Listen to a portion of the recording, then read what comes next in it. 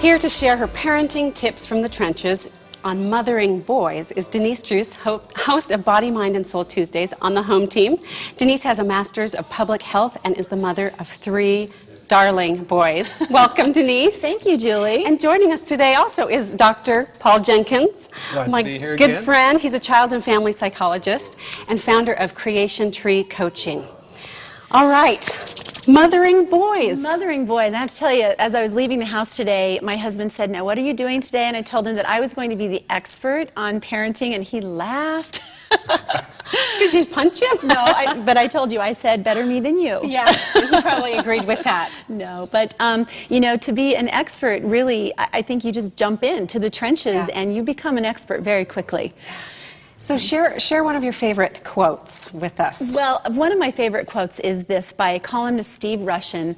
"Moms are as relentless as the tides. They don't just drive us to practice, they drive us to greatness." And isn't that the truth? As parents, isn't it? That we're inspiring them. We spend so much of our time. As my kids get older, I keep thinking it's going to get easier. It just gets different. And now I'm doing so much driving. And that car is giving me opportunities to connect with my kids. Yeah. It's the captive audience. That's what I like to think. If you get them in the car, you can listen to them and talk, and they can't go anywhere. They can't go anywhere. They can turn up the music, and you can turn it right back down. Yeah. So you have gathered some of your suggestions on parenting boys. And the first is, don't freak out if your boy wants a Barbie. Well, so say more about that.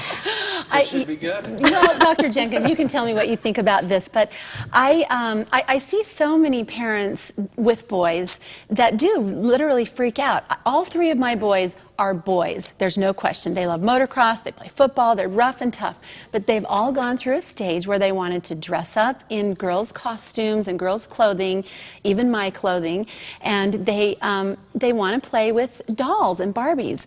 And I've just never freaked out about that. I've let them, when they've had allowance and they've been little children, I've let them buy the baby doll, and I feel like that's part of their creativity, that nurturing aspect. Well, they're exploring their world. They're just trying to find out what their preferences are and where to go with those.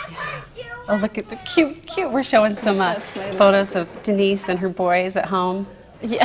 This is us. Lots of activity at your house, I bet. A lot of activity. Anything on wheels, you know. Anything on wheels works at my house. You know, Denise, I actually buy my boys dolls because I want to encourage the nurturing part. I mean, I think dads are so important as parents, and if we kind of steer them away from nurturing play activities, I think we're kind of ripping them off and their kids off. What do you think about that, Dr. Paul? The important thing that Denise that you mentioned earlier is don't freak out. Don't freak out about it. They're exploring their world. They're trying to come to terms with, what are my preferences? What is this world all about? How do I fit into it? And it's okay for that to happen, so don't freak out about it. It's not going to ruin your child if they pick up a preference that's a little different from your own, or maybe from the other kids that are around. Yeah, I love that. And your second tip is that what works for big boys works for little boys. I thought that was hysterical. Well, one of my favorite books is Men Are From Mars, Women Are From Venus, and I read that before I ever had boys. I had one boy in my life, my husband, and we read it together. And the things that I learned in that book that work in my relationship with my husband also work in my relationship with my boys. And 2 come to mind. One, that guys need their quiet time. They need in their cave, I think is how the author puts it.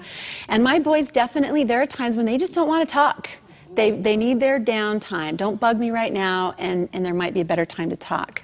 The other thing is that I learned from that book that men like to be appreciated, and so do boys. And so if I am positive and I praise the smallest act, they just beam. You know, thank you so much for just making your bed today. like it's rocket science, but they do appreciate that, and then they do more of that. That's such great advice. I love that. The next suggestion is to know their friends. And that clearly works with all children. But back to the car, I've always offered to drive. Got my minivan. I was very embarrassed the day I came home with my minivan because that wasn't me, but now I have the minivan, and I always offer to drive because that gives me the best opportunity to just overhear the dialogue going on in the back seat, and I try not to interrupt.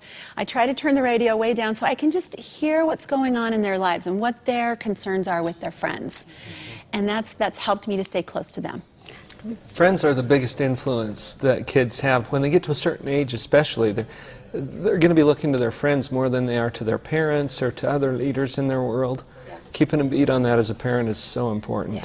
Absolutely, I feel that. So the fourth tip that from the trenches is be the Kool-Aid mom.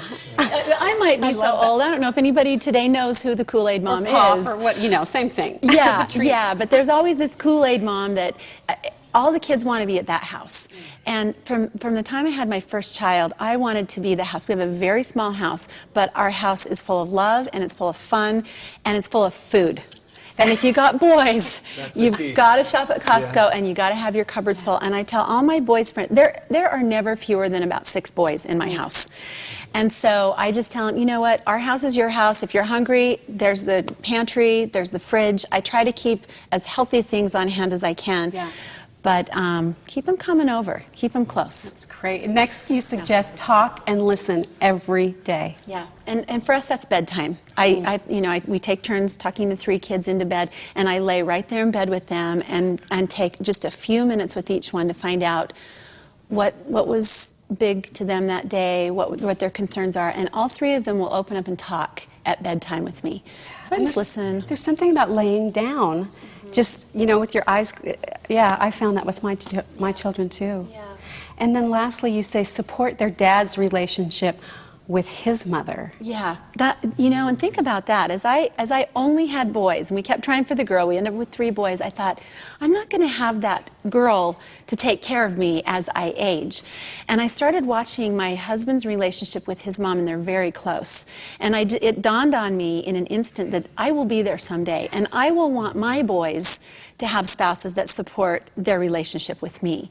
And so I've been really adamant about staying connected with her and about him staying connected with her, because I'll be there. That is so smart. I don't think a lot of parents realize that how important that is, because you will be that person at some point. And it's a valuable relationship for a boy to have with his mom and for a man to have with his mom. I want my boys to see that. Yes. Denise, thank you so much. Tell your husband that you are the expert. I think Dr. Paul and I both agree. The experts from the trenches, for sure. Thank you. All right. Stay tuned. Next, we'll have Kim Warren from Cooking with Kim, and to talk about parenting special needs children.